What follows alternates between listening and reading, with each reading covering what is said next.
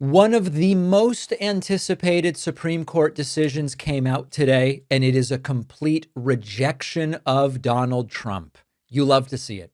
This was a case about birthright citizenship, something we have by law in the United States. Donald Trump didn't like that.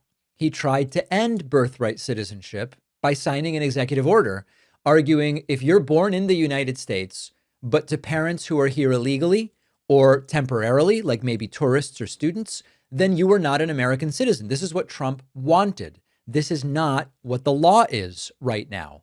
And the Supreme Court decided, actually, the 14th Amendment does apply to anyone born in the US. There are some very small exceptions, diplomats, for example. But basically, it's total. If you're born in the United States, you are a citizen of the United States. Now, before we get into the sort of bulk of the decision here, this was 6-3.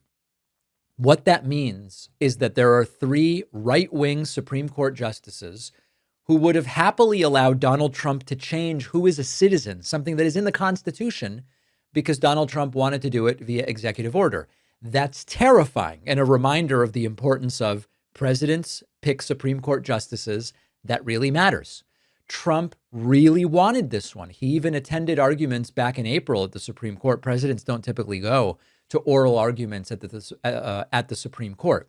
Now, there are a number of arguments used to try to attack what is the law right now. And if you want to change the law, there's a process for doing that, and we'll get to that. But right now, the law is what it is. One of the things people who agree with Trump love to say is, listen, we need a system for stopping pregnant women from other countries to come to the US, have their kids here, anchor babies, so that the kid can stay, and then the parents use that to justify staying. We have a system to prevent that.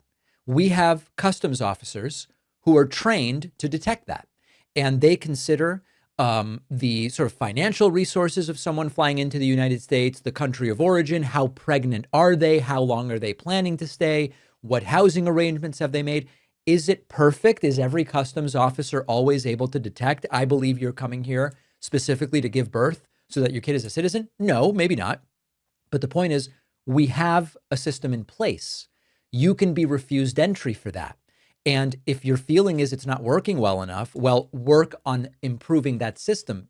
We don't even have to argue over whether you like it on the merits. It's just, if that's your problem, you don't go and upend the 14th Amendment. You simply train customs officers to be better at detecting people coming here to try to have kids. Then they do the textual analysis of the 14th Amendment. We'll put up the relevant part of Section 1 of the 14th Amendment, which says, all persons born or naturalized in the United States and subject to the jurisdiction thereof are citizens of the United States and of the state wherein they reside. This is the relevant part. There's two arguments that sometimes opponents of the 14th Amendment will try to make. They will say, well, it's born or naturalized. Or let me put it a different way. They say born and naturalized, but it's born or naturalized. Simply being born in the United States is enough.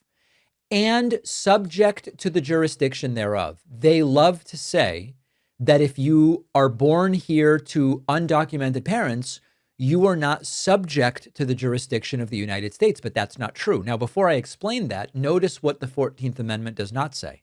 It doesn't say only people born to citizens. It doesn't say only people born to legal residents. It does not carve out an exception for somebody who's here temporarily or without legal status. And so they focus in on the subject to the jurisdiction thereof. The only exceptions, the only people not subject to the jurisdiction are children of foreign diplomats who have immunity from U.S. law and historically members of invading armies. If there's an invading army here and they have a kid, that kid would not get citizenship. Everybody else, if you're physically in the U.S., you are subject to U.S. law. You can be arrested, sued, taxed, or prosecuted. If you're here illegally or as a legal tourist or as a legal student, you're subject to American jurisdiction. And therefore, the 14th Amendment applies to you. There's an old case where the Supreme Court already addressed this. It's U.S. v. Wong Kim Ark. And the court said, children born to non-citizen parents are citizens, period. So there is no serious legal foundation to exclude anybody from the 14th Amendment other than the children of diplomats, as I mentioned. This is a new argument.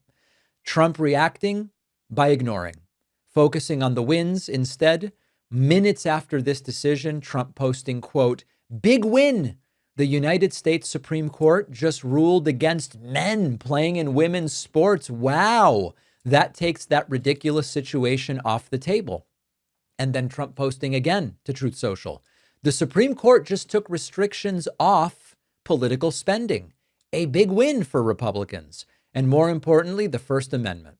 So listen, Trump got some wins yesterday and today, and I'll talk about some of them in a moment. But this is a big loss for Donald Trump. Trump staked a lot on this. He showed up at the Supreme Court. He wanted this badly, and he didn't get it.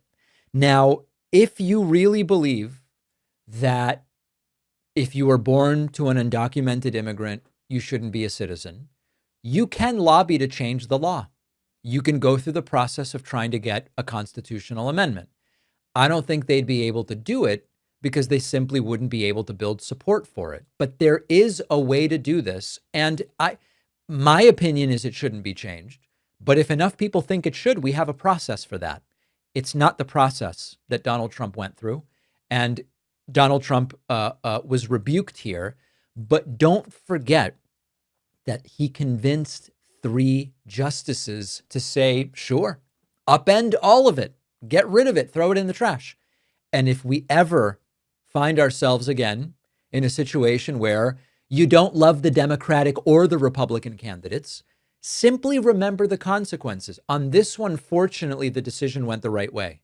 But if Hillary Clinton had won in 2016, do you think we'd have Roe v. Wade right now? Of course we would. We absolutely would still have Roe v. Wade. So a big loss for Trump. We will talk, though, about some of the wins that Donald Trump got.